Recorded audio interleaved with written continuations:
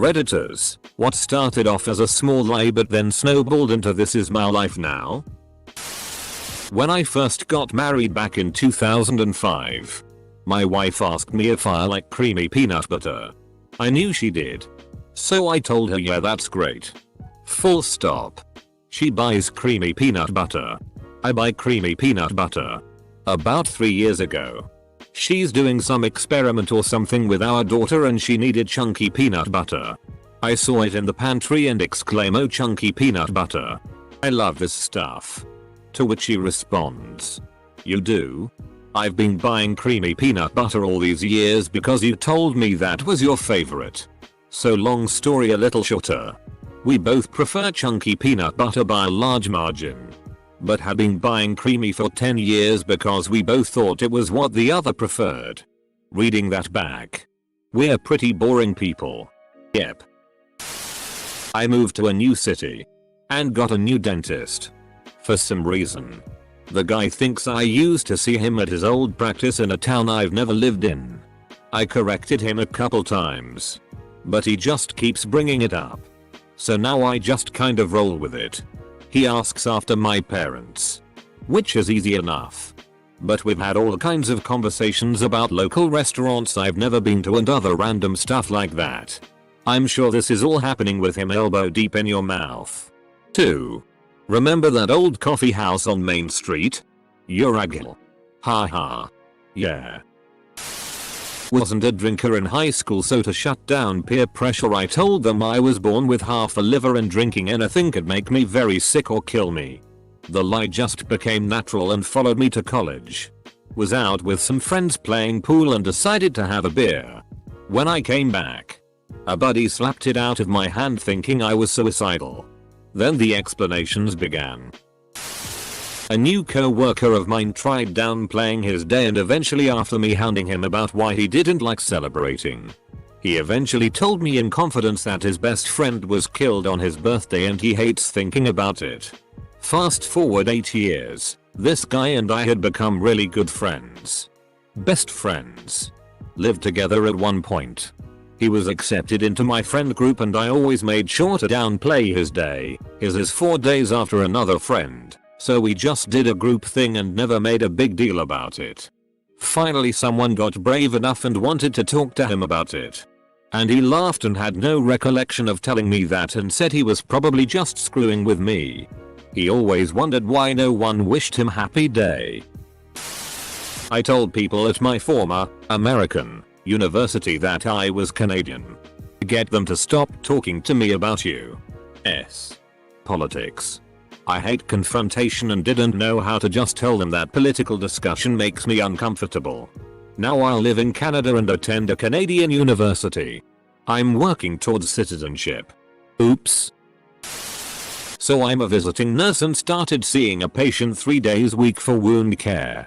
He was a paraplegic and didn't get out much or have many visitors. He offered me a cup of coffee one morning. But I didn't know him very well yet and was uneasy about drinking something out of unknown person's kitchen. Plus, we are really not supposed to. But I could tell he just needed a little company. I told him I drink it black to keep it simple. Never planning to have another cup. Next day, I come in and notice a little sticky note on his counter that said, remember to make fresh pot of coffee for Rachel.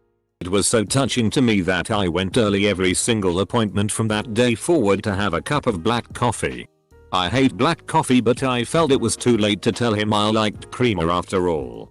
I drank black coffee with him for 5 years and he became a good friend until he passed away.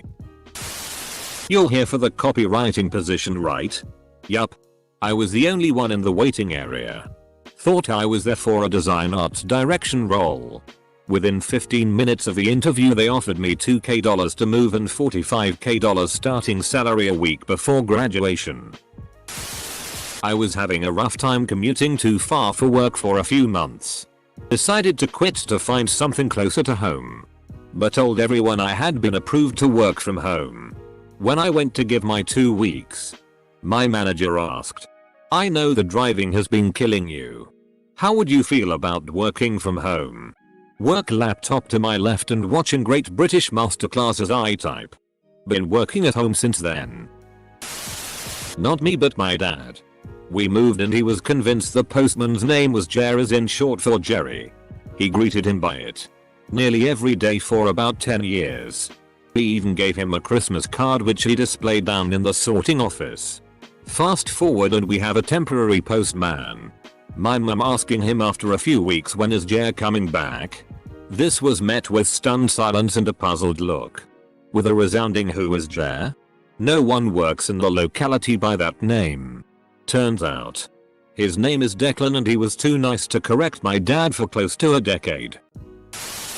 My uncle's name is Ernie and he owns a restaurant and likes to talk to guests when they arrive and leave. One of the patrons that eats there a lot confused his name with Bert. A la Bert and Ernie. Being the pleasant and polite Asian dude he is, he didn't have the heart to correct him. Now whenever this one customer comes, the staff and my aunt, the manager, has to call him Bert. He is my Uncle Bert now. I became friends with one of the managers at Panera. One day as I was giving a cashier my order, he told her to give me the same discount as they give to firemen, police and paramedics. I think he just chose this discount as it was an easy button to push on the register. Well, this cashier really thought I was a fireman. I'm not. So for the next 2 years this cashier gave me the discount. Even if she wasn't serving me, she would go out of her way to tell the cashier that was helping me. He's a fireman. Give him the discount. It snowballed into such an awkward situation that I didn't know how to get out of it.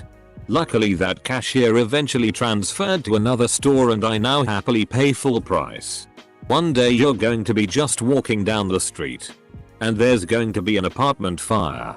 And this girl is going to run up to you. "Oh, thank God you're here. Please save my baby." One teacher at school said my name wrong and I was too anxious to correct him. Long story short, it's almost been a year and I'm in too deep to say anything else. When you have a foreign name because you're a child of immigrants, you learn to answer to pretty much anything that resembles your name. I just avoid telling anyone my name at all or lie and say it's something like Catherine or Bridget. I've been making EDM since I was 13. And in my senior year of high school I had the opportunity to play some of my music live with Ableton for my classmates at an event.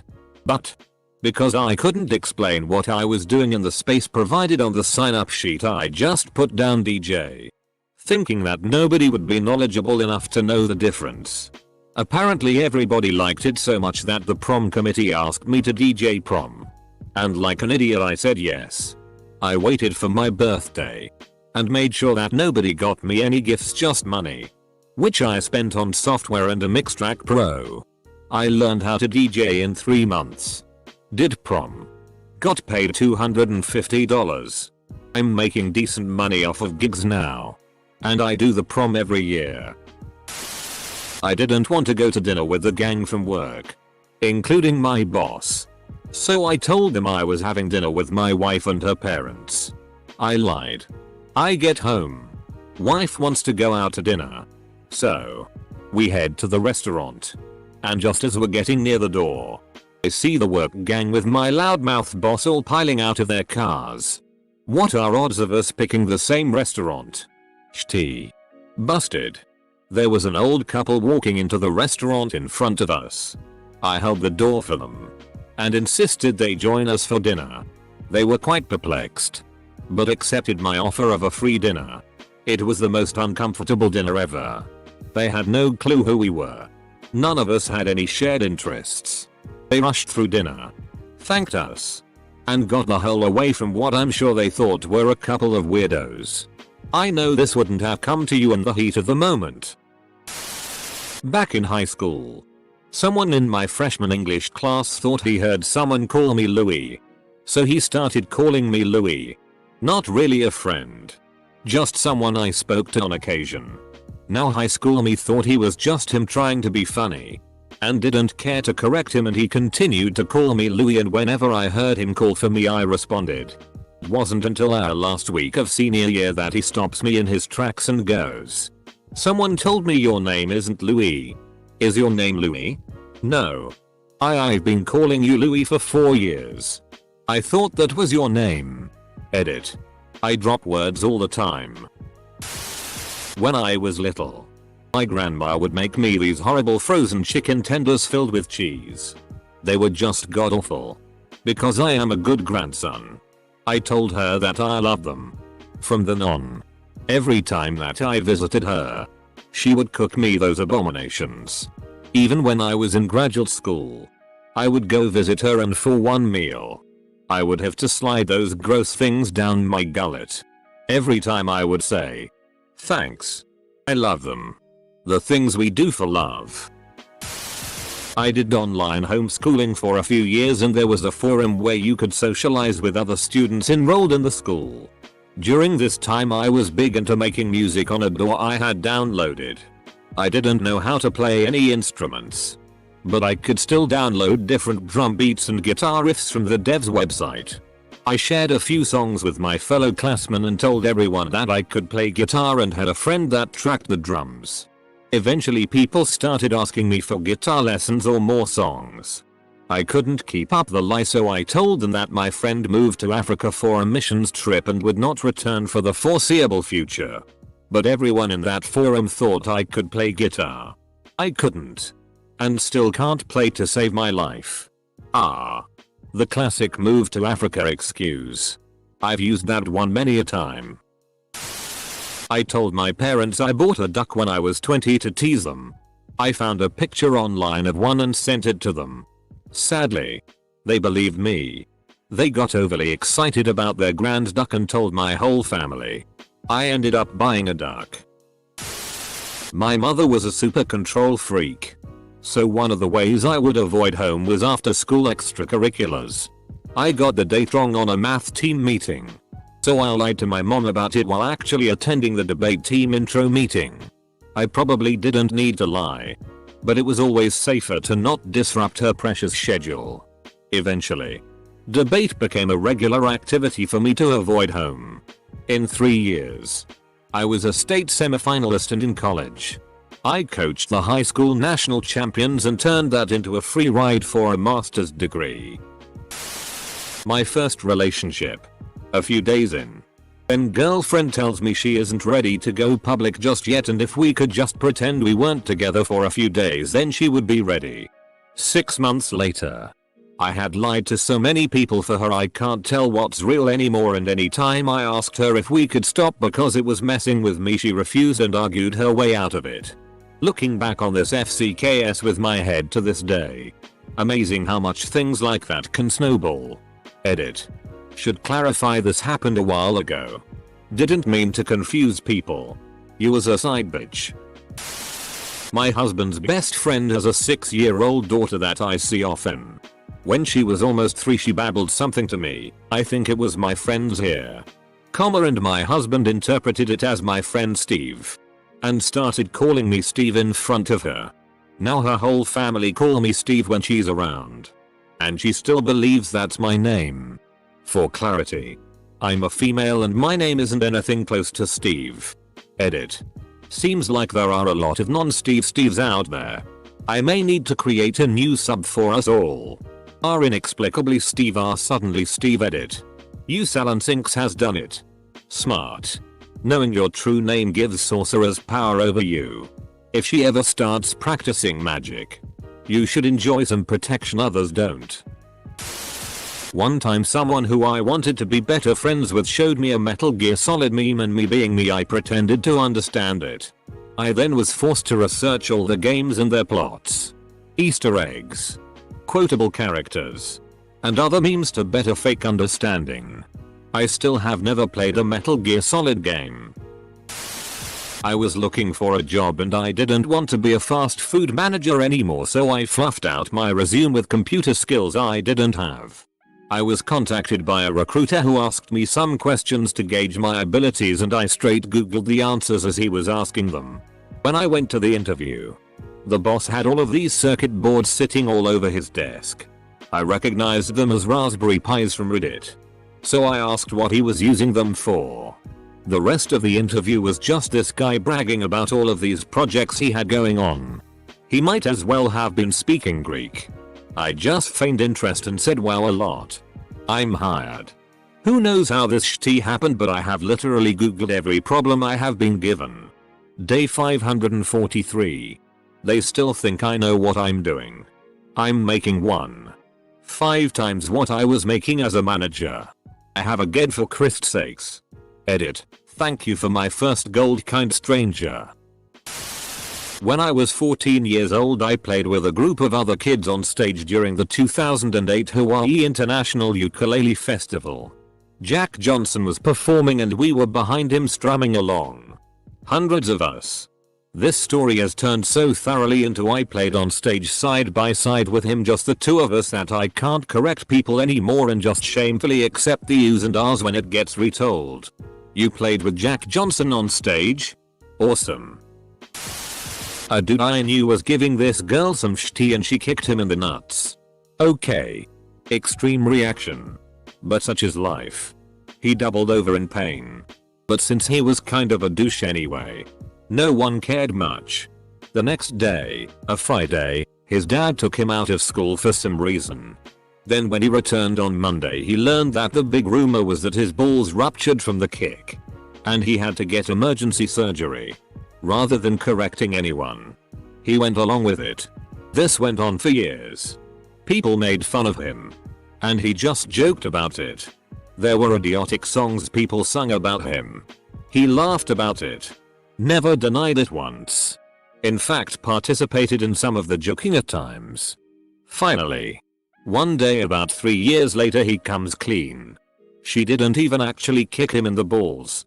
Just in the gut, and it really knocked the wind out of him. After all this time, the dude who got kicked in the balls was basically his identity. Strange turn of events. Before finishing college, I got a low-level job in low-level section of a very large company. My first boss liked me a lot. Assumed I had finished college and recommended me for another job, which I got. I did not mention college on my resume and the hiring manager assumed a college degree. Given the referral. That repeated 3 times and now I am within the ranks of solid college grads from solid schools. I never finished and they all assume I have. I convinced pretty much everyone in my life that I was allergic to coconut at a young age. I simply just didn't like it at all and it was a good way to avoid eating it. Logic of a preteen mind. My mom played along. It wasn't until about 3 years ago when my mother-in-law had a surprise birthday party for her husband and she made a German chocolate cake. The kicker here. She did half of it coconut and half without so I could enjoy the cake and not have an allergic reaction to it. I broke down. Laughed. Told them it wasn't true and I actually am not allergic. Her face melted. I hadn't realized how long I had kept up the lie until that very moment. Dr. Convinced everyone I was allergic to coconut, then had to confess at a surprise birthday party when half the cake was non-coconut so I didn't die. Okay, your mother-in-law sounds super sweet though. Half of someone else's birthday cake done differently just for you. Adorable. Was anyone upset at you about this? Or did they laugh with you? Once my boyfriend's mom asked me if I liked their bathroom soap. It's lavender. I don't like lavender. But I decided to tell her I love it. It smells so good. Now I have an endless supply. She buys me some all the time. It's too sweet to tell her the truth. So I just keep it to myself and use the mediocre smelling soap.